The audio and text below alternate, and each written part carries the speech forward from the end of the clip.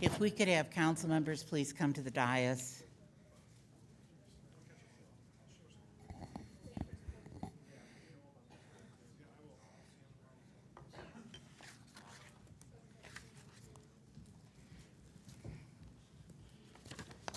Thank you. Ready? I'd like to call to order the council meeting of July 8th, and if the clerk could please read the roll. Councilmember Dunbar. Councilmember Garza. Councilmember Hussein. Councilmember Jackson. Councilmember Spatafor. Councilmember Spitzley. Councilmember Washington.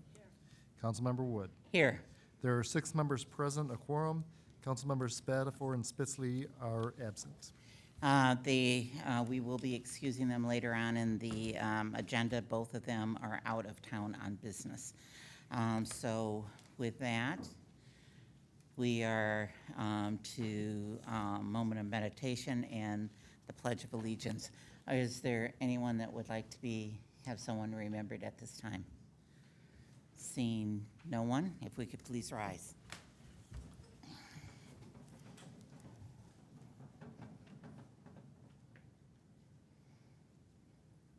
Thank you. I pledge allegiance to the flag of the United States of America and to the republic for which it stands, one nation, under God, indivisible, with liberty and justice for all.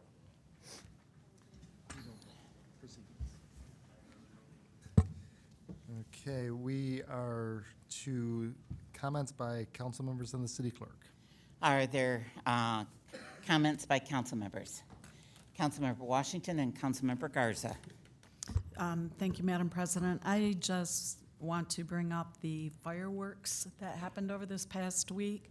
I was out of town, but I was deluged with constituents that were complaining about the noise, and even last night going on way past midnight. I mean, I understand what we had to do.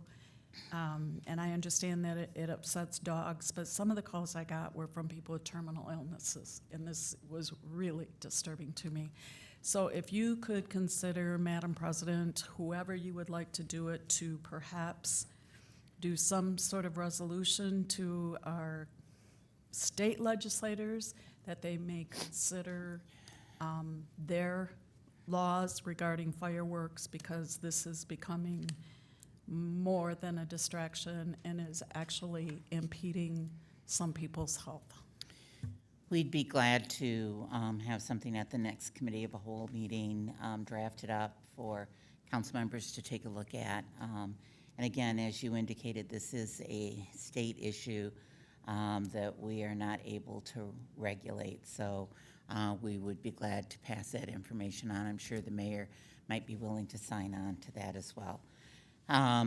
With that, Councilmember, was there anything else, Councilmember Washington? No, ma'am, thank you. Councilmember Garza. Thank you, Madam President. Just a reminder, the Second Ward Constituent Contact Meeting is this Saturday, July 13th at Fire Station 44 on 1435 East Miller Road. It's a great platform for the Southside constituents to come together and discuss any issues they may be having in the southeast side of Lansing. So once again, it's this Saturday, July 13th. It's from 1 to 3 p.m. at Fire Station 44, and that's 1435 East Miller Road. Thank you. Councilmember Jackson, then Councilmember Hussein, and then Councilmember Dunbar. Thank you, Madam President. Would also like to remind people to come to our 4th Ward Constituent Contact Meeting every 4th Saturday of the month. So this July 27th, 10 a.m. at Gregory's on North MLK, 2510 North MLK. We talk about anything 4th Ward or City of Lansing related. Thank you. Thank you. Councilmember Hussein, then Councilmember Dunbar. I wanted to remind folks that historically we have recessed in the 3rd Ward for the month of July, so we will not be having our constituent contact meeting in July. We will be back at it in the month of August, so that will be August 10th. 10 to 12 noon. And over the summer months, we typically meet at the Elfrida Schmidt Southside Community Center, but over the summer months, we meet at Fire Station 6, which is at the intersection of Pleasant Grove and Jolly. So again, we'll be back at it August 10th, 10 to 12 noon. And then the second announcement is, and I discussed this a few weeks back during council comments, we are having the Southwest Action Group Spaghetti Dinner this Wednesday from 6 to 8 p.m. This is at the Tabernacle of David Church at 2645 West Holmes. This is a fundraiser. Tickets are $10. And it is to support Southwest Action Group and all of the incredible activities that are taking place at the Pleasant Grove and Holmes intersection, namely support for the maintenance of the town square that will be constructed, hopefully in the near future, and then other beautification projects and things of that nature at the intersection. So again, that is this Wednesday, 6 to 8 p.m. at the Tabernacle of David Church. You can purchase tickets online. You can simply Google Second Annual Swag Spaghetti Dinner. We will be selling tickets at the door, I believe, starting at 5:30 p.m. And you can call my office and I can get tickets to you if need be. Thank you. Thank you. Councilmember Dunbar. We talked about this in Cal, but I'll say it now. For anybody who is interested in going to the South Lansing Farmers Market, and of course, I'm hoping all 12,000 of you watching will, the access is greatly impeded by the construction on MLK, which you should also be happy we're actually paving. So we're going to go with, it's a welcome disturbance that we're going to have to put up with for a couple of weeks. So to get to the market, anybody coming from the north or the northwest, probably take Malcolm X to Washington, down to Barnes. If you're in the southwest, get to Mount Hope. You can come across MLK on Mount Hope. But anywhere else, unless you're coming from the west, like Mount Hope, you can take Washington. You can Mount Hope is actually open now south of Morse Park, so that's great. It's all paved and wonderful, so you can get up Rundle. But just avoid MLK trying to come to the market. Thanks. Thank you. Are there any other comments from council members? Seeing none, Mr. Clerk? Thank Sure, you. you have some. Yes, I do. We have an election going on. We're just a few weeks away from the city primary election, where we will be selecting the 4 candidates who will move forward in the at-large race. 4 out of the 5 candidates will advance. Each voter can vote for up to 2. And in the first ward, we will be selecting from the 5 candidates, 2 candidates to move forward. First ward voters can select up to 1 candidate in that election. We do have absentee ballots available. We are issuing them if you want to come in person here at City Hall on the 9th floor, or you can go to 2500 South Washington. Our office is around to the back side. There's convenient parking located there. Or you can submit a signed request. We are encouraging folks who want to vote by mail or to vote from the convenience of home to get on our automatic application list to vote from home. We did mail an invitation to most of the registered voters here in the city of Lansing, so if you got one of those and you want to take advantage of it, just send that back to us and we'll get you on the automatic application list and get you an application for this election. We are, by state law, required to have an application, a signed application for each election, although we can pair them up. So it'll be one application. We'll get you both August and November ballots, make it a little bit easier. And again, I encourage you to get out and vote. If you do choose to vote on Election Day, the polls are open on August 6th from 7 a.m. until 8 o'clock p.m. So lots of time that day. I also should mention, with the passage of Proposal 2, we have voter registration. The regular deadline for a mail-in registration, or if you go to the Secretary of State's branch office, will be July 22nd. But the 23rd of July, all the way up through and including Election Day, voters can register to vote in person in the city clerk's office at either of those locations, 2500 South Washington or here in City Hall on the 9th floor. So please participate. Your democracy needs you. And with that, we are to community event announcements. If anyone in the audience has a community event, we'll give you 1 minute to tell us the details. Is there anyone with a community event announcement? Seeing none. I will announce that we are to the close of sign up for speaking tonight. That is the blue form in the back. If you wish to speak on any of the scheduled public hearings or any of the action items that the city council will be acting on tonight, we'll give you just a few more seconds to sign up. If you're here and you want to appeal your snow and ice assessment, you can use this to submit your appeal, or you can sign in and speak. The choice is up to you. And with that, we are to the mayor's comments. Mayor Shore. Thank you, Madam President. So we have a variety of things going on in the city this week, some already mentioned. On Wednesday, after you join myself and Adam at the Swag Spaghetti Dinner, I've got my 4 tickets, so we're bringing a lot of people. You can go from there right to the concert in the park. This week, it's at St. Joseph Park. It's the Full House Band. I have no idea what kind of music that is, but there's also a Northwest Initiative's health tent with youth activities.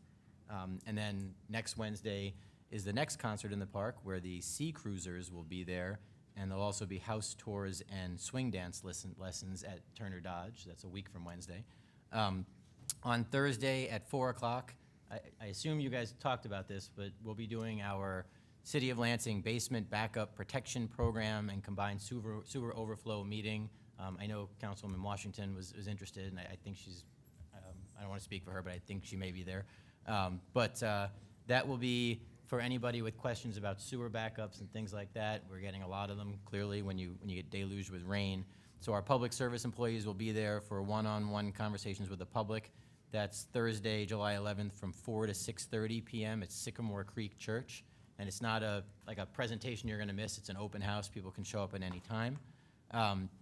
Also on Thursday, I don't have confirmation of this, but Representative Anthony told me that she thought MDOT was doing a meeting at the Schmidt Center from 4 to 7 to discuss the MLK road reconstruction. So we're doing the CSO, they're doing road work.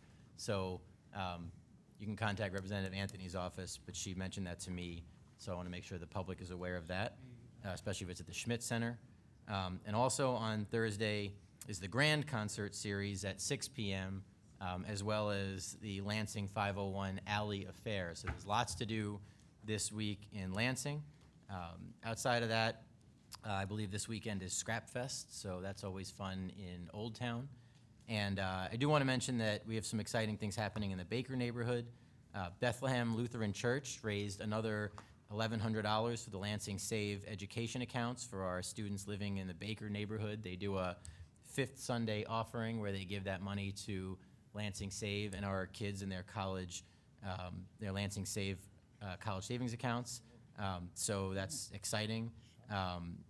And the Baker neighborhood will also be the site for Habitat for Humanity's Rock the Block effort, which is coming for its 3rd year. I am looking for information on when it's, I know it's this week, so you can probably go to the calendar on the city's website to find out when that is, but I know it's this week. That's what I got. Okay. Thank you, Mayor Shore. Just, And if I can Yes. add, you had referenced this, but I want to agree with you. If council decides to do a resolution of some sort on fireworks, I'm happy to sign on with you as well. So Okay. you spoke for me adequately and affirmatively, so I am happy to sign on to that. I sponsored that bill when I was in the legislature to allow locals to regulate that completely. It never got a hearing, but I am fully on board with council on the issues with fireworks. okay, thank you. I do know that also on the 11th, we have a public safety meeting that starts at 3:30, and Councilmember Spitzley is going to be gone, so Councilmember Hussein and I will be there and at the public safety meeting. And I know different constituents had asked us to be at the flood meeting. So just so that you're aware and public service is aware, we can't be in 2 places at the same time. So we will try to get through that meeting in a timely fashion to try to get over there. But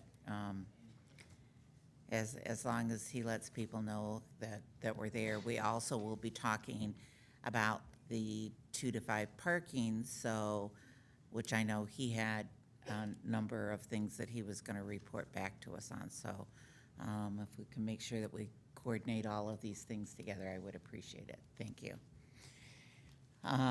Is there any other comments at this time? Seeing none. Okay, we are to public comment on legislative matters. And as I indicated, that includes the items that the council will be acting on this evening, as well as the following public hearings. Number 1, a special assessment for snow and ice removal. Number 2, an ordinance amending Chapter 606 to require signs or advertisements on sales and auctions to include contact information. Number 3, an ordinance to amend Chapter 658 to clarify places where crowding, obstructing, or blocking of passage is prohibited. Number 4, an ordinance to amend Chapter 658 to amend the telephone harassment ordinance in its entirety. And number 5, an ordinance amending Chapter 664 to make violation of subsection C, which prohibits language that would tend to cause an immediate breach of the peace, a municipal civil infraction. Okay, with that, I would first go to Councilmember Dunbar for explanation on public hearing 1 and 2. Okay. So public hearing number 1 is about the snow and ice assessment. So anybody that received a notice, you would have gotten a notice. We have assessed the costs based on the time that it took a city worker or city contractor to remove snow from the sidewalk that was found in violation and did not rectify the situation in the time limit provided. One thing I want to state is in order to appeal, you had to send a letter to the city clerk's office, send an email to the clerk's office, or appear here tonight to speak and/or turn in a letter. The deadline for having voiced your appeal is by the end of this public hearing. So if there is someone at home watching that did get this assessment who did not realize that they had to be down here, even though it's written on there, you have until the end of this hearing to email. I'm assuming it's email. And the city clerk's email address is city.clerk@lansingmi.gov. That's city.clerk@lansingmi.gov. So if you happen to be watching this right now and you get that emailed over before the end of this public hearing, that would get you in the queue, and anybody here speaking in the queue, to actually appear before us in the Public Service Committee to make your case for appealing your assessment. Also, I'd like to point out that assessments can be appealed to the Michigan Tax Tribunal, but only if you appeal here first. So you can't take it any farther past the city unless you've actually gone through the appeal process here. So we'll hear from anybody who wanted to appeal tonight, and if you are at home, again, the email is city.clerk@lansingmi.gov. And that takes care of the intro for the snow assessments. And Councilmember Dunbar, before you go any further, Yep. the clarification on that was one of any of those items that you Would work. mentioned. Yep. You don't have to do all of them. Correct. All right, thank you. Correct. Awesome. And then amending Chapter 606 is about signs in public right-of-ways. So we actually had to talk with Public Service about this, and they're kind of doing a little re-education with some of their staff folks, because I think there's a myth that you can't have signage in the public right-of-way. You can have public signage for sales or like a yard sale sign or an auction or something like that, and they can be placed on public property or in the public right-of-way, subject to the requirements of this ordinance. So you can't put a sign out already, this is already the law, 2 days prior to the sale, sooner than that, and it has to be removed one day after that. So you can only have them out there for 4 consecutive days. The change that we're making with this resolution here is that you can either have the address of the sale on the sign or the contact information for the person or organization sponsoring the sale or conducting the activity. And that's to make it easier to identify folks for if there is a violation. And I think that covered it. Okay, thank you. And before we go on to Councilmember Hussein, we have received 4. 5 written appeals of the Okay, assessment. all right, Councilmember Hussein. Sure. So items 3, 4, and 5, each of these amendments has been shepherded through the Public Safety Committee process at the request of law. And each of these add clarity, they modernize antiquated language, and frankly, I think make them more enforceable. What I asked, because again, these came at the request of law, I asked Mr. Aboud with the Office of the City Attorney to briefly discuss each amendment and its purpose. All right, thank you. Mr. Aboud, please make sure the mic is on. Please make sure it's close to your mouth. Okay, Thank you, Council President we can Wood. hear you. And Good. thank you, Councilmember Hussein. These are 3 important ordinances. As we review our ordinances periodically, we become aware of language that isn't necessarily up to date, which is significant to one of these ordinances, or they are not consistent with current law. And with the first ordinance referenced, this is an ordinance amending our former ordinance regarding clarifying places where clouding, obstructing, or blocking of passages is prohibited and providing a warning by a law enforcement officer to cease such behavior. We became aware, the genesis of this ordinance, we became aware of a new, relatively new case decided April 5th of 2019 that a similar law in Washington, D.C. Did not, was ruled to be vague, and the distinction the court said that needed to be made for this type of an ordinance was officers had to provide a warning that you're blocking or impeding the right-of-way before they can take enforcement action. So what we've added with this ordinance is that the officers will provide a warning first, and then if the blocking of the right-of-way continues, then they can take action to enforce. This is First Amendment enforcement, and so it comes under strict scrutiny, and we are always very careful of those issues. And so we have amended this ordinance or proposed this ordinance for your consideration because we believe it comports itself and is consistent with the latest in the law in this area. Mr. Aboud, if I'm not mistaken, it also better defines public space. It does do that as well. Thank you. Thank you. Yes, correct. And then with regard to the amendment of Chapter 658 to amend a telephone harassment ordinance in its entirety, and by defining and regulating the conduct of telecommunications access devices harassment and to provide penalties for those. This was something where our telephone harassment ordinance is an important ordinance. It's something that we do enforce. However, it was overly restrictive given the modern technology that is being utilized in our society today.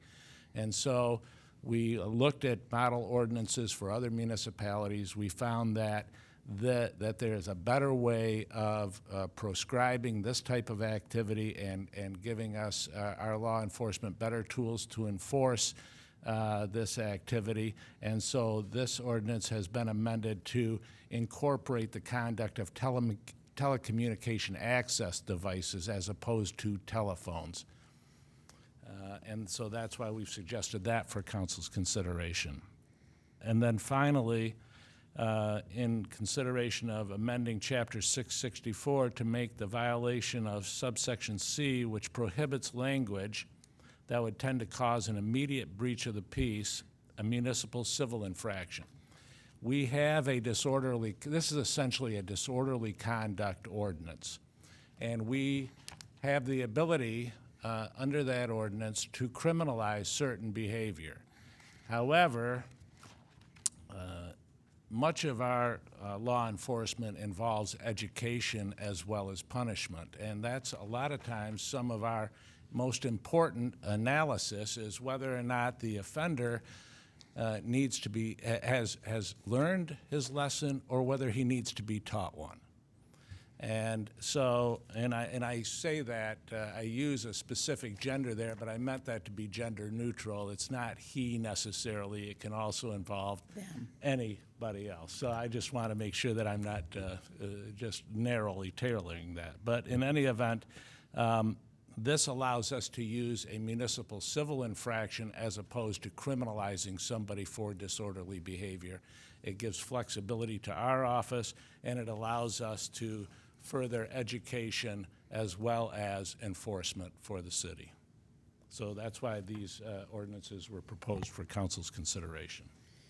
Thank you, Mr. Aboud. Is there any questions from council on those explanations? Councilmember Jackson. I'll try to be quick. I have two questions on number 4, the telecommunications harassment.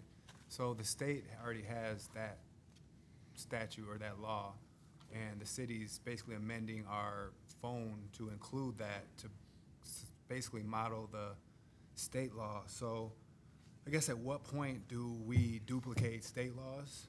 And is our officers even going to know to even possibly refer something like that to the city attorney when they're so used to this law existing and just sending it to the state or the county prosecutor? That's my first question. And my second question is that subsection C, I imagine is part of, is that the only civil infraction part to this whole ordinance? Thank you, Councilmember Jackson. Actually, I'll answer the second one first. Yes, it is. That the C is the only civil infraction. A and B are both still criminal misdemeanors. I guess why'd you use, prohibits language that would tend instead of just like conduct or something, just for, why language when that's even more protected, if you will, even though I understand the immediate breach of peace is in there, but for a general civil infraction, why would you just make it so specific? Because that's the specific language we want to address with Part C, is that specific language. I suppose if council had other considerations that they wanted to add to this language, but that's the area the city attorney's office, the law department wanted to address. All right. I guess just the first part of that question. Oh, I'm sorry. Go ahead. State statute with the. Correct, and the reason why the city is adopting this language is that we've had a telephone harassment ordinance on our books, and our law enforcement officers are aware of that, and they know when to send us cases as opposed to sending the state. However, they realized that our ordinance was too narrow, too restrictive. We realized it ourselves in enforcing it. We're using antiquated language, and as you say, the state has updated and so best practices dictate that we update our ordinance with current language and technology so that it is more meaningful to our citizenry. All right. Thank you. Okay, Councilmember Washington. Thank you. This is probably for Councilwoman Dunbar.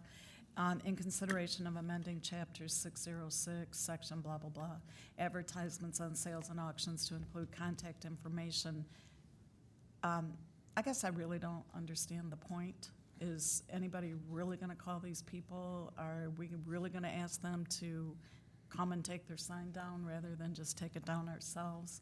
I guess I'm just kind of wondering what is the point here. Actually, we have public service here today, and I believe that you guys are the ones that proposed this. Code proposed it? Okay. Do you want to, can they speak to that as to why? Or do you know why? Okay. Go ahead, Mr. Aboud. Microphone. Thank you. And I'm not here to speak on behalf of code or public service, but I do know that some of the issues our departments were dealing with in the enforcement of this ordinance is that we couldn't identify to whom the signs belonged. And so now, with this information being placed on the signs, it allows us significant information as to what the origination of the sign was, so that we can actually enforce it a little better to comply with our ordinance and the 4 days that many of these signs are allowed to be out there. And I can appreciate that, but we aren't even enforcing what we have. Houses for sale, we have the number right there. I could go on and on and on. I've called those numbers myself and told them they're in violation, but nothing happens. They're still there. They're still in the right of way. They're still on the telephone posts. I guess I'm just not really interested in putting more stuff in our ordinances that we're not going to enforce. And, I mean, it's not a big deal, but I like our ordinances to have a purpose. Thank I you. think, if I may, the other part of that is that code does go around and public service does go around, and they physically pick up the signs that have been out there that violate. So there's already like action involved in that. They'll take them to the recycling center and throw them in the bins. But this way, there's nobody to actually assess the fine to. It's just that they confiscate the sign, so. Thank you, and I appreciate that, and that answers my question. I guess I'm just saying, I want to see it enforced. In my ward, it's not being enforced really well. Thank you. What we'll do is take public comment. One of the suggestions I would make, Councilmember Dunbar, when this goes back to the committee for action, since this is the public hearing, one of the things that we're trying to at least do in public safety is making sure that when any ordinance comes out, you have the enforcement mechanism ready and able to explain that so that we know that that's in place as part of this.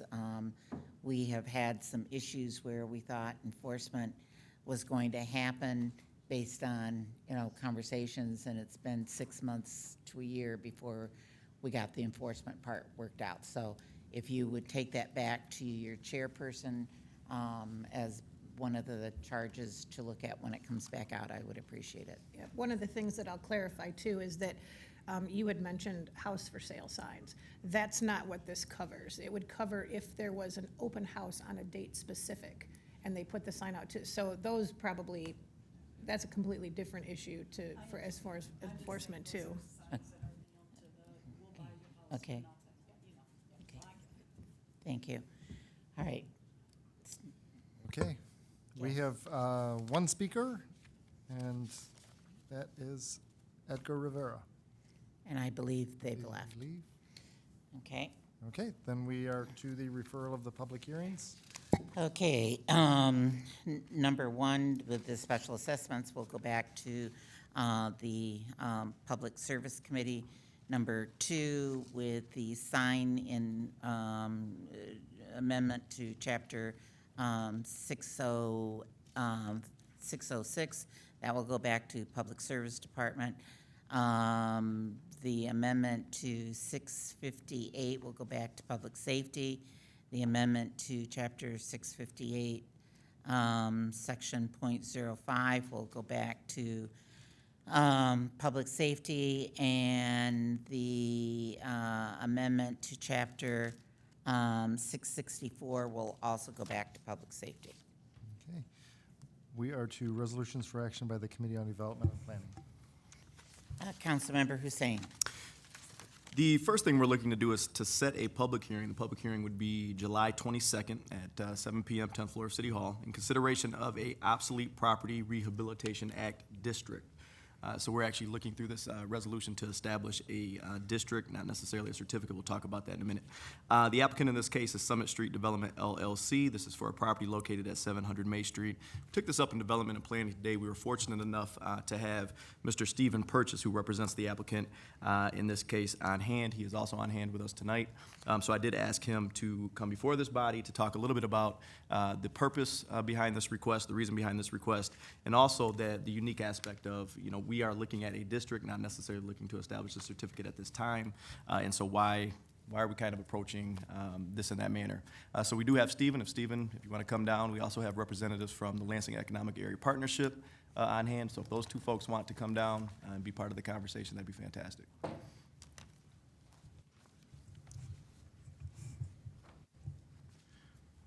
And I assume you want to approach the presentation as you did in development and planning. So if you want to start with Chris, and then we can move over to Stephen.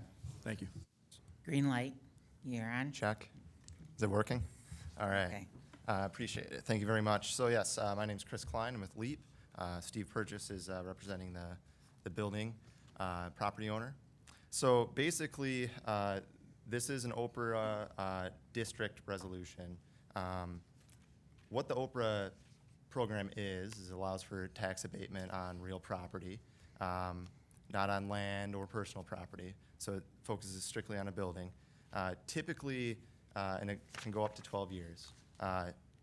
Typically, we do these, both the district and the certificate, at the same time. This time we've chosen to split those two, which also they have to go through the same approvals, so it allows for another approvals process. But it will allow the business owner or the building owner to commence activities to rehab the building without jeopardizing future certificate. It's at their own risk. It doesn't guarantee that a certificate's going to be approved in the future. It just allows them to commence work and do some measures to kind of save the building, get things going, and then come back at a later date. So it's kind of tough, and I'll let Steve talk about the property itself. So there's not necessarily a project per se, but hopefully one soon. And with that, Steve. Yeah, thank you, Chris. And we appreciate Chris and LEAP in being flexible in recommending issuance of the district before the certificate for a couple of reasons. This is a building that has been under some state of rehabilitation since 1998. There's actually two buildings on the site, and a building that was constructed in 1907, which I'm sure you're all familiar with, where the Lansing Police Precinct used to be, is now home to new tenants. And then the 1950 building had a facade put on it at that time, but is effectively an obsolete shell. There's no utilities to it. There's no water, sewer connections. There's no electrical hookup. There's no HVAC. The roof is in its original condition and leaks like a sieve. The floor is partially missing, and there's old foundations from press pits. And most crucially, I think, to why we bifurcated the certificate from the district, the roof drains drain into an old clay tile system that is disintegrated and caused water to intrude underneath in the building. On top of that, we did a joint study with the City of Lansing Public Service Department, which ultimately recommends that the property move its roof drains off of an overburned 18-inch storm sewer line under May Street to a 21-inch storm sewer line that's newer and has all kinds of capacity in it. So it's a better allocation of those limited resources. So to facilitate that immediate work without jeopardizing the ability of the property to obtain an OPRA certificate in the near future, that's where the recommendation came from.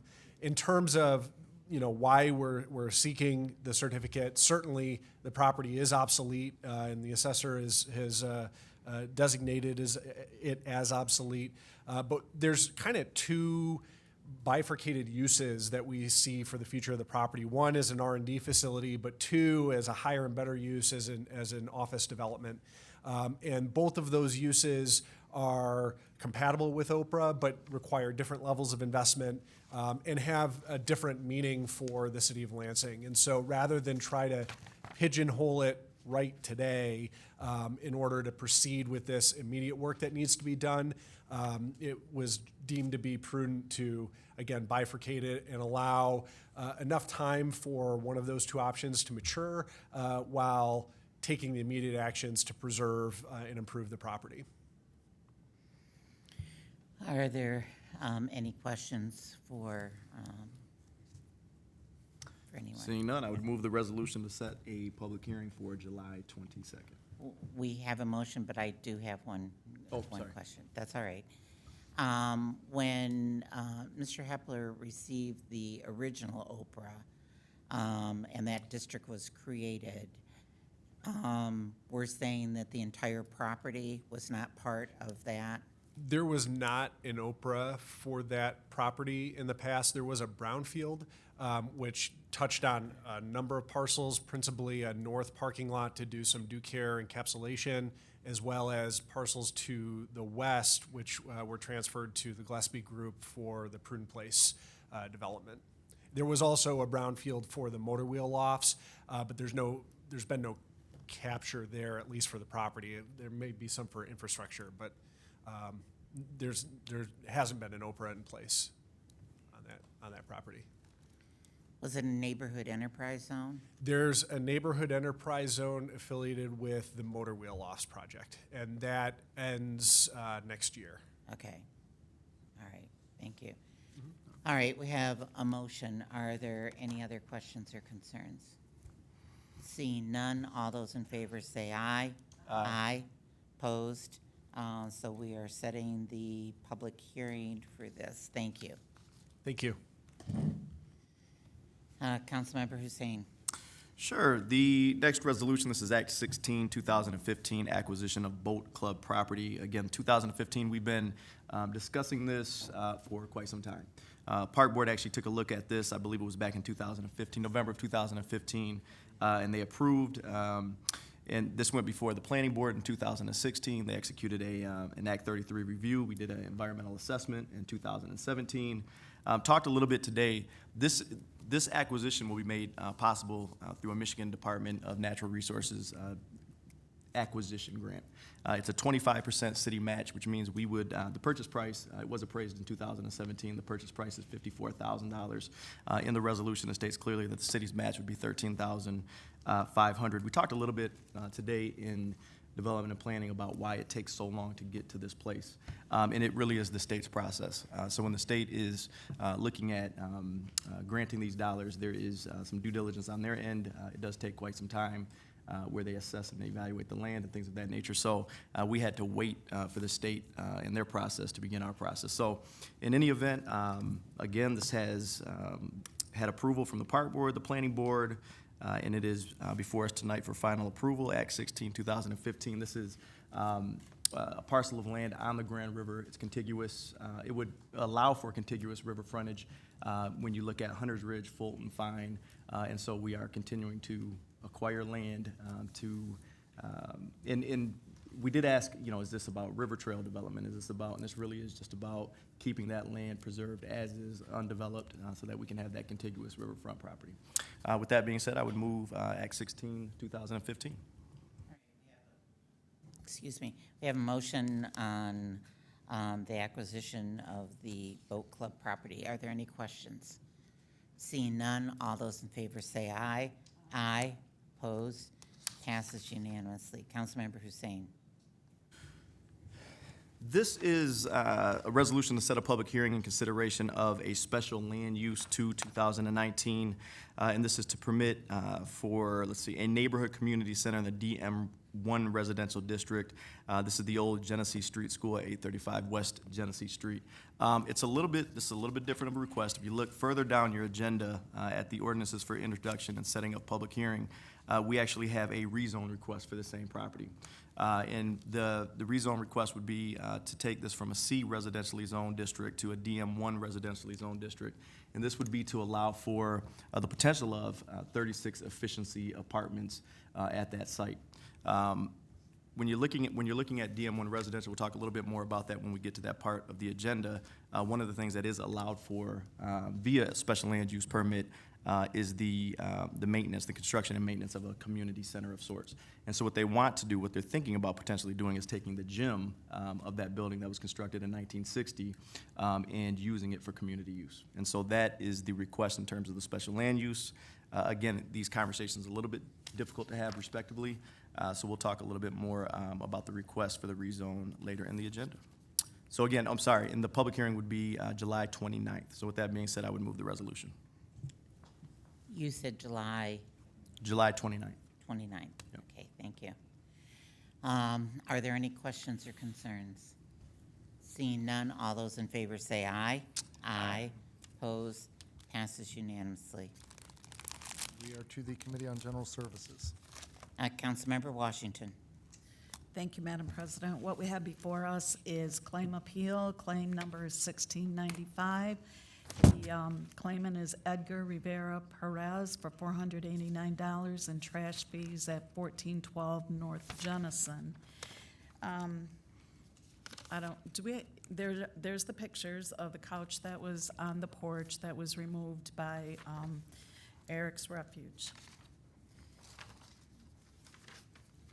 This property was cited for indoor furniture in the outdoors on 2/25/19 with a compliance due date of 3/4/2018.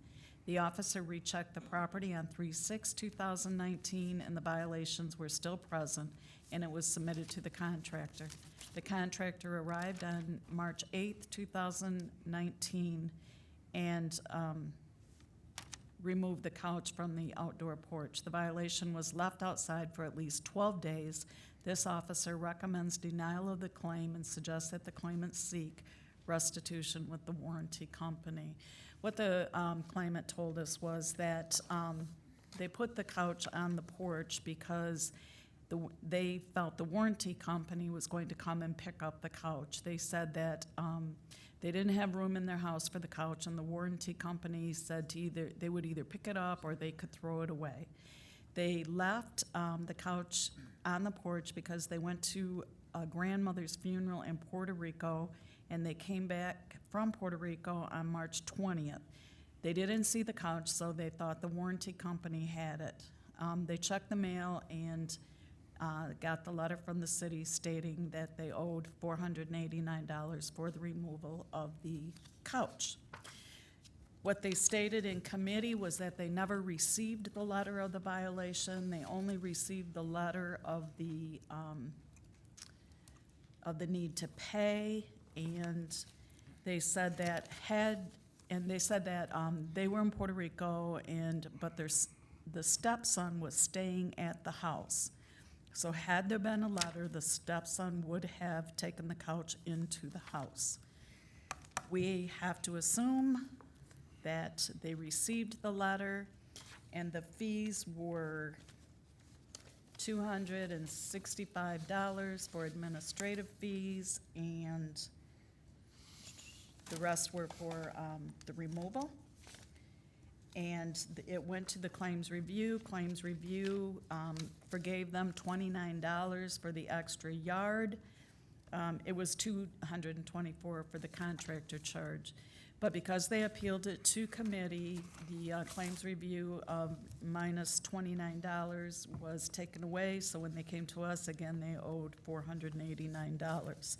What we agreed to do in committee was to divide the trash contractor charge in half and making that $112, which would put the entire claim at $377.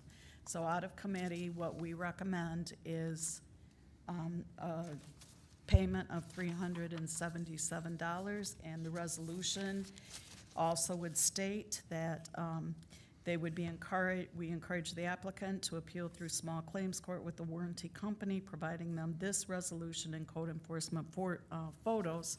And the reason we put that in the resolution is so that they would have an official document showing what happened and what they had to pay so that they could be reimbursed by the warranty company. So with that, I will move the resolution denying the claim in the amount of $377. All right, you have a motion before us. Do we have any questions or concerns? Councilmember Jackson. Just really quickly, I do believe there was a technical violation. I have a lot of problems with these, just the price, and I know that there's been reasons for the price, but basically Eric's Refuge comes in and takes what is still a good couch, maybe new, it's still under warranty, but ultimately supposedly throws it away. And I don't know what they did with the couch, but I would be, it's not good if they threw it away. I don't know what they did with it. But long story short is I did not support this because I think it should be more of a reduction for some people that appeal and are struggling. And there was a misunderstanding, and I know that's not how it's set up now. But it still would be disheartening to come in and, plead your case and everything and still have like a unanimous decision against somebody. So, and lastly, I think procedurally that we could do better is when our city person hears of a complaint, drives out there to go handle it, instead of just leaving and typing something up and sending it in the mail, while you're out there, knock on the door and drop a letter or something right there. So they'll just give that person an extra chance to possibly get notice, especially when you see all these complaints. People didn't get notice for whatever reason. Maybe they didn't check their mail, whatever it is. I think there'd be more compliance if we give them that notice up front. So just for that reason, I didn't support it, and I just won't on this case. All right, thank you. Mayor Shore? Thank you, Madam President. I'm not going to weigh in on the debate as I'm not on the city council. I do want to indicate that since this happened, our code compliance actually has created little door hanger flyers, and whenever they cite somebody, they put the door hanger flyer on the door. So that is happening. I don't know exactly when it started. We're also looking at putting something on there basically saying, be aware that this is going to be a significant cost. The city of Lansing is not, in this case, the trash hauler. We are, when Eric's Refuse comes out, there's a $265 fee approved by council. There's, this is not, they're not doing it as the backstop after receiving several notifications. That is all going to be added to that flyer if it's not already there. So that will be there and has been there for a little while now moving forward. But this situation possibly happened before that flyer was put out because I don't know if it was there or not. Thank you, Mayor. Before I call on Councilmember Washington, I just want to clarify something. The information that we received from Mr. Sanford during the committee process was, yes, they had created a door hanger, but it was our understanding that it had more to do with bulk items that were being left because public service had stopped using the tags so that people were not aware whether there was whether it was a public service issue that, they had a bulk sticker that was not placed on the property. So I think there needs to be, I would encourage some clarification with code compliance on whether that's happening now with every time they go out versus just on these bulk items. So if you could check into that. Yeah, we're having conversations about it this week, so I will do that. All right. I thought it was for, my understanding was it was for everything, although possibly not grass citations, because there's thousands of grass citations. Okay. But I think it's for everything except grass, but don't hold me to that. We'll make sure to get clarification. Okay, if you could, because we understand that these are policy issues that are decided by the department. It's not something that's dictated by council. Councilmember Washington. Thank you, Madam President. And that is kind of where I was going to go with this, was that it was explained to us how this is, that no, there is not a plaque to put on the door right now. This happened back in February. I think we need to go by what happened in February. This couch, I mean, I'm sorry, it's ripped, it's got snow all over it, and we did our best because I understand by reducing it in half, the removal fee, which we're gonna have to pay it anyway, which means that burden goes on the rest of the taxpayers. And I explained that to these individuals, and I did also tell them that we understand that it can be difficult to come up with the money all at once and that they can make payment plans through the treasurer's office. They do not have to pay this all at once. But like I said, then the burden comes on to the rest of the taxpayers. Somebody is going to pay for this. So with that was the reason I suggested we at least reduce it by half, and we'll still have to pick it up. But I already made the motion, Yeah. so. So we have a motion on the table. Seeing no other questions or concerns, all those in favor of reducing the claim down to $377, say aye. Aye. Opposed? Let the record reflect 5-1. Okay, we are to the Committee of the Whole. Councilmember Washington.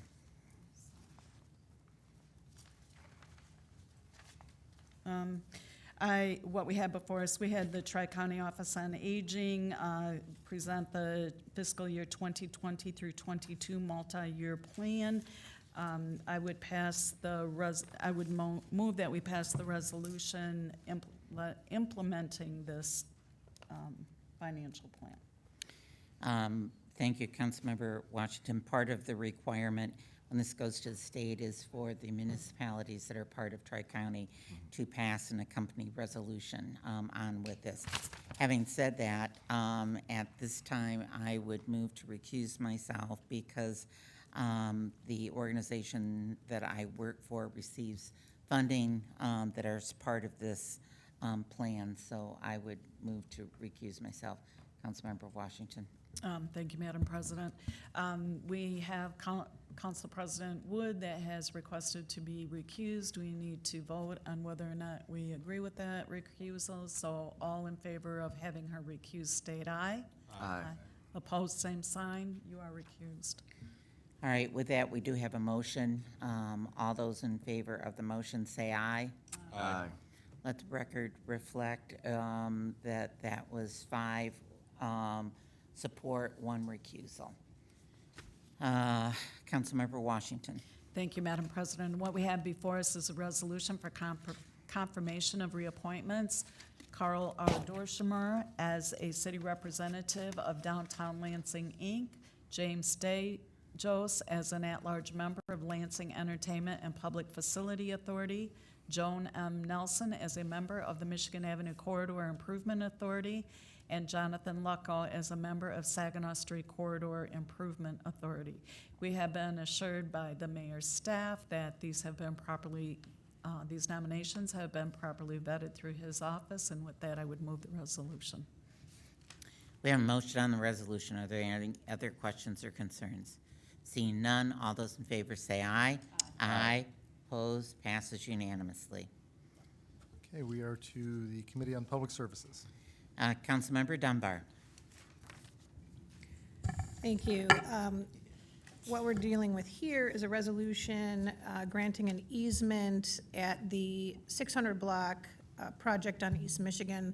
Basically, what we need to do is allow an easement into the sidewalk, but actually under the sidewalk. So in order to build the Meyer grocery store, the hotel apartments and everything that's there, they need larger footings. And the engineers have determined that to do that, I use the analogy in committee, it's like sticking a dowel in a bucket of cement. And the radius of the bucket of cement is going to go out into the right-of-way under the sidewalk. So their building face will still be back where it's supposed to be, but the footings that they need will be anywhere from 2 feet underneath the sidewalk to down to 9 feet under the sidewalk, and all of the footings will be 2 feet deep, but they'll have to be placed at different depths. And so we are giving, if we do this, an easement for them to construct this under the sidewalk. It will not impede anything in the sidewalk once the sidewalks are rebuilt. Did I get that right? All right, good. Thumbs up. All right, we have a motion before us. Are there any questions or concerns? My question would be, who's going to be responsible for the repair of the sidewalk? You will be redoing the sidewalk. You tear it up and you put it back down, correct? Please come to the dais, please. That wasn't even a question. I'm like, you're gonna do that, right? As part of the whole project, Councilmember President Wood, We are redoing the entire sidewalk there along Michigan, so we will be repairing it. I believe, and the city attorney, Mr. Aboud, can comment to this, we have language in that, in our easement agreement, that says that we will take care of that ongoingly as well. And that was gonna be my next question. So any additional work at any time that has to do with those footings, you will be responsible for that sidewalk? Yes, ma'am. Okay. Councilmember Garza. Thank you. And my only concern during our committee meeting earlier was, is this going to affect any utilities? And I was reassured that it wouldn't. Correct. Andy Kilpatrick in Public Service and his staff has, queried all the city staff as well as the other public utilities being, Comcast, AT&T, anybody else that might be in there. And again, we do not foresee impacting any of those. If there's something unknown, we're gonna have to deal with it as we uncover that portion of doing the work, but we'll deal with it. But so far, we don't believe anything. And then I would also comment, our footing isn't going all the way under the sidewalk. We're asking for essentially a 2-foot encroachment into that, so 2 feet off our northern property line. Mr. Aboud, did you want to, okay. Any other questions? Seeing none, Oh, and I should mention too that he is paying I was just to gonna say. encroach. And the value of that is based on the per foot cost of the property adjacent, which was translated into 24 inches, which we did 2 feet deep around the perimeter of what's needed for the footings. So he's paying for it as well, and that's in the resolution. And that is $3,725, no? That has been, where's the new one? Okay, It's 20, yeah, it went down because it used to be 30 inches, but the engineers said they only need 24. So, that's not the resolution I have in front of me. yeah, it was supposed to be changed before tonight's meeting. I believe it was 2,800. Yeah, 29. $2,980 is the adjustment now with shrinking the, yep, and that would change on the first page, and then the second to final paragraph on the back, if there is a back on that one, I don't know if it was printed. And then the other change on that is if you have the old one, it would say 2 to 6 feet on the first page, and it's 2 to 9 feet. And you're making those, Well, oh, it's, okay. Yeah. Thanks, Sherry. Okay, so yeah, it's not really an amendment. This is actually what we approved out of committee. It was just the old version that was in the packet, so. okay. The actual price is $2,980, and the depth that they would be going is anywhere from 2 to 9 feet below the surface and 2 feet into the sidewalk right away. All right. So you have that in front of you. Okay, thank you. Any other questions? Seeing none, all those in favor say aye. Aye. Opposed? Passes unanimously. Thank you. thank you, Councilmember, and a special thank you to the city staff, especially Andy Kilpatrick and his team. They were instrumental in getting this handled, and thank you for approving it. Thank you. Okay, we are to ordinances for introduction. We have an ordinance of the City of Lansing, Michigan, providing for the rezoning of a parcel of real property located in the City of Lansing, Michigan, and for the revision of the district maps adopted by Section 1246.02 of the Code of Ordinances. Property located at Z3 2019, 835 West Genesee Street from C Residential District to DM1 Residential District was introduced by the Committee on Development and Planning, read a first time by its title, and referred to the Committee on Development and Planning. Councilmember Hussein. Sure. So we had Mike Markey of 835 Genesee LLC into Development and Planning today. I do apologize. I let him sneak out of Development and Planning without asking him to be here tonight. We have historically, at least this year, we have tried to, as we introduce these and set the public hearings, we've tried to have the applicant on hand to answer questions and things of that nature before we actually move forward with the subsequent public hearing. With that being said, this We can't request. have him in for the public. Then that's what we're going to do. Thank you. The project that he is proposing at this point is a 36 residential efficiency apartment project. And to allow for that to move forward, he would need a rezone from C residential to DM1 residential. Again, when we look at rezones, unless they come with conditions, they're not necessarily married to any project anyway. So with that being said, we always take a look at the surrounding land use, we always take a look at the surrounding zoning, we always take a look at the master plan and try to make some determinations and whether or not these rezone requests comport with the master plan.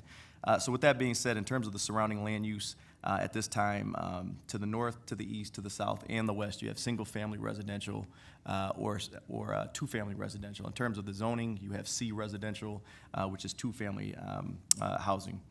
With regards to the master plan, it calls for medium to low-density residential use. This has went through the planning board process. We've had the assistant planning manager take a look at this, as well as our zoning administrator, all recommending approval. And there were some concerns that were addressed during the planning board process with regards to the number of apartments. And so they have asked the developer to take a look at potentially a mix of housing, bringing down that number from 36 to maybe 16, 18, 20, and then doing some one-bedrooms, some two-bedrooms, and things of that nature. But again, these rezone requests are not married to any specific project. So with that being said, what we'll look to do is set the public hearing for July 29th, and we'll make sure that Mike Markey is here. Okay, thank you. Yep. So we have a motion to set a public hearing. Do we have any questions or concerns? Seeing none, all those in favor say aye. Aye. Oppose. Passes unanimously. Okay. We have an ordinance of the City of Lansing, Michigan, providing for the rezoning of a parcel of real property located in the City of Lansing, Michigan for the revision of the district maps adopted by Section 1246.02 of the Code of Ordinances. Property located at Z4 2019, 213 West Malcolm X Street from C Residential District to F Commercial District was introduced by the Committee on Development and Planning, read a first time by its title, and referred to the Committee on Development and Planning. Councilmember Hussein. Sure, so we're looking to set a public hearing. Again, this would be July 29th. We knew this was coming in October of 2018. This body actually approved the sale. We had two proposals actually come forward. The administration put out an RFP. We had one individual that came forward and offered was offering $10,000 for this property, and that would have been for residential use. And then we had Joseph Vitale, who actually came forward and with, I believe, was a $20,000 purchase price, and was looking to sell salvaged building materials out of this particular property. We did approve that in October of 2018. To make that work, we knew that he'd be coming back for a rezone. The purchase agreement was actually put into place 45 days ago. There were some, and Mayor Shore might want to speak to some of the specifics. There was some reason for delay. And so in any event, we are finally at that process where we're looking to rezone this property so that we can allow for the sale to take place and then for Joseph Vitale to actually bring his vision to fruition at the site. So with that being said, I would move that we set the public hearing for 213 West Malcolm X Street. This is the old Cooley Hayes house. All right, thank you. Mayor Shore, did you have any comments on this that you wanted to make? No? All right, thank you. And will they be able to be here at the public hearing as well? We will reach out to All right, Vitale. thank you. With that, we have a Councilmember Washington. I just wanted to add a couple things that I thought were very cool and very exciting for this rezone and this property. They have an area in the Cooley Hayes house where they will actually be doing classes on things such as reglazing windows, and they'll be working with local builders and developers such as Dave Muley, who does incredible work on teaching people how to match stains and how to put in salvaged baseboards and things like that. And he also said that what they'll be doing eventually is reaching out to the region, the Tri-County region, to salvage materials from their historical sites and use those properties also. So this has some really exciting elements, and I think the energy that this will provide in that area will be awesome. All right, thank you. With that, all those in favor of setting the public hearing say aye. Aye. Opposed? Passes unanimously. Thank you. Okay, so we are back to speaker registration for public comment. This is general comment on any city government related matters. That is the yellow sheet, and you need to jump up now if you haven't already signed in. And in the meantime, we are to reports of city officers, boards, and commissions. Councilmember Washington. Thank you, Madam President. I would move that all items be considered as being read in full and that the proper referrals be made by you, Madam President. Have a motion. All those in favor say aye. Aye. Opposed? Passes unanimously. Okay, we have letters from the mayor regarding sole source purchase, Public Service Department, Recycling Division request for Stanley Recycling Waste Services as the vendor for purchase of hauling single stream recycling. Ways and Means and Internal Auditor. Sole source purchase, Public Service Department, Wastewater Division request for Kennedy Industries as the vendor for the purchase of the flight pump replacement for Willard Pump Station. Ways and Means and Internal Auditor. Sole source purchase, Public Service Department, Wastewater Division request for Coal Corp. Inc. Inbrook as the vendor for the purchase of UV disinfection system lamps and parts. Ways and Means and Internal Auditor. Orders to make safe or demolish 5624 Joshua Street. Public Safety. And the annual report of the Lansing Police Department. Committee of Whole. And a letter from the Board of Public Service, budget priorities, resolution for fiscal year '21. Public Service Committee. Communications and petitions, a claim appeal from Lori Douglas for 1,021 in trash fees at 3421 Palmer Street. General Services. And we are to a motion of excused absence. A motion for excused absence. Councilmember Washington. Thank you, Madam President. I would move that we excuse Councilman Spatafor and Councilwoman Spitzley for tonight's meetings. We have a motion on the floor. Are there any questions? See none. All those in favor say aye. Aye. Opposed? Passes unanimously. Okay, we are back to remarks by council members. Are there any additional remarks for council members? Seeing none. Remarks by the mayor. Mayor Shore, any other additional comments? Seeing none. Okay, then do public comment. We have Curtis Pratt and then Daniel Arnold. Mr. Pratt? How are you guys today? Good. I want to thank you first off for doing the great job that you do for the city. I love having sat on planning boards before and city councils in the state of New Hampshire, knowing how grueling the job is really, really, shows the dedication and appreciation for what it is you guys do. Thank you, Mayor Shore, for mentioning the Habitat for Humanity. The Habitat for Humanity with the Interfaith Day coming up on Thursday is something I've signed up for with the Baha'i faith. And the Baha'i faith is deep and is starting to have really strong spiritual movement and revolution in the city of Lansing, Michigan, in the present moment, state of Michigan as well. With that said, I wanted to thank Councilmember Spitzley for mentioning the First Amendment, which is Thomas Jefferson had worked really hard to put in the Bill of Rights of the United States of America, the right to religion. It's a foundation that prosperous civilization and education that's important for the growth of a community. With that said, I've been working recently for the City of Lansing, Michigan in Parks and Recreation Department. I've been a caretaker of Francis Park. It's a beautiful caretaker park. And sadly, I wanted to bring this to the attention that I've been falsely accused twice of being a man of first racist and prejudice, and then secondly of being an Allahphobe or an Islamophobe.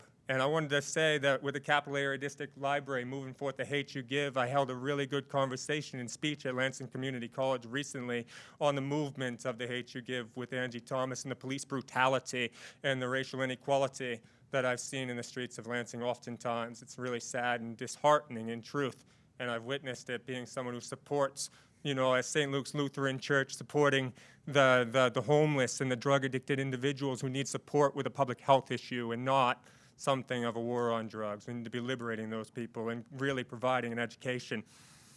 And then I said, I had a quotation where I was really kind of protect everyone inside the pavilion at Francis Park. I love the beauty of Islam and then Christians and then African American families coming in for graduation. I made a statement recently that says, this pavilion is so blessed that in 1 hour there is a group of people praying to Allah. In the next hour, a group will be on their knees to Christ. In the next hour, there will be a group of blessed African Americans for a graduation party. I made that statement and lost my job with the city of Lansing, Michigan, at Francis Park, where there's a calendar of all the churches and congregations and synagogues and mosques that come in to pray there all the time, and the graduation parties. And for this, I wanted to put that on record, that the sadness of the things that I'm doing for the greatness of the city of Lansing, Michigan has now cost me my reputation and everything else. I'm also lead pioneer of the Baha'i faith, so it really hurts and is offensive. I was just recently at Mayor Shore's Ramadan feast, and it was nice with the Baha'i faith to be able to march with Islam. I just yesterday marched in the Meridian malls with 1,000 Hindus. So I wanted to show and pay my respects to the loss of my job with this injustice. Thank you. Thank you. Thank Next, you. we have Daniel Arnold, and then Belinda Fitzpatrick. Mr. Arnold. Hello, I'm Daniel Arnold, and I love Lansing. 6 a.m., wandering through the tunnel below the Lansing Center to hear my singing voice echo, door to door through the day to meet individual Old Town art vendors sharing their lives, splashing in the water in front of lug nuts to cool off with my sandals off to the rising sun. 9 p.m., joining the college crowd to pray our hearts out on the Michigan Capitol steps.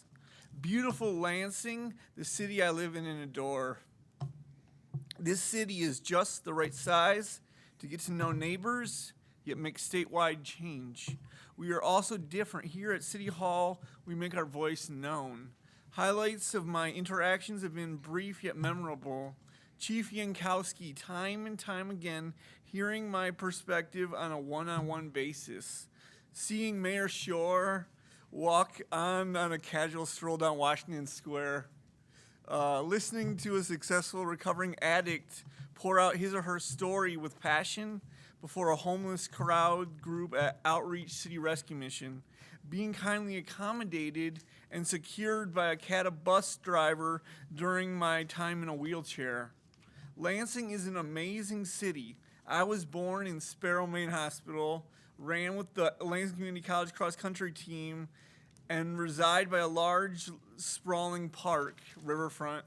This is my home. You are my family, all of you. I believe in you. Mayor Shore, I have the time to invest more in this promising city. I'm open to any committee you see fit. I'm an author and desire to be a voice to homeless addicts, mental health recipients, ex-offenders, and any marginalized group in our city. Lansing's time is now, and I desire to participate. Thank you. Thank you. Thank you. Our final speaker tonight is Belinda Fitzpatrick. Belinda. Thank you. It's Belinda Fitzpatrick, 224 South Home Street. What brings me down here is Mr. Curtis James. He has been an extreme blessing to me. I have not been able to keep up with things that I used to do because of my health. He rototilled my garden. He mowed my lawn like about 3 years ago. I was over in Sparrow and I almost died after I pushed myself to mow my lawn. And this man has been such a blessing, helping me with my gardening, helping me with my yard work. And it is such a loss to the city of Lansing that I really want to see an investigation into why he was fired. Because I know he is not racist. I know he is not prejudiced against any religious groups. My understanding is that he made a comment that he thought this was simply wonderful, that so many people from various faiths were making use of this pavilion. And I know from his dedication to the Baha'i faith, and let me tell you something about the Baha'i, they are very much into acceptance of whatever everyone believes.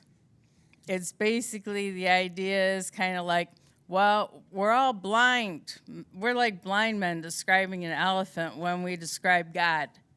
So therefore, nobody's going to agree on how to worship God or how to describe God. No two cultures are going to come up with the same exact religion. So the Baha'i are very accepting of whatever you believe, however you know God. And so he's an advocate of this. He's a representative of this faith. And all he did was comment and say, hey, I think this is so great what's going on here. Now, another thing that comes to my mind that baffles me is that what he said is in support of the diversity policy that the city of Lansing has proclaimed to support. So why on earth would they fire somebody for simply saying that, wow, I think this is wonderful that everybody wants unity and to respect all religions? Thank you. Thank you. Thank you. Mr. Mayor, is that something that you can follow up on? It's my understanding that our office is very aware. Okay, thank you. All right, with that, are there any other comments? Seeing none, we are adjourned.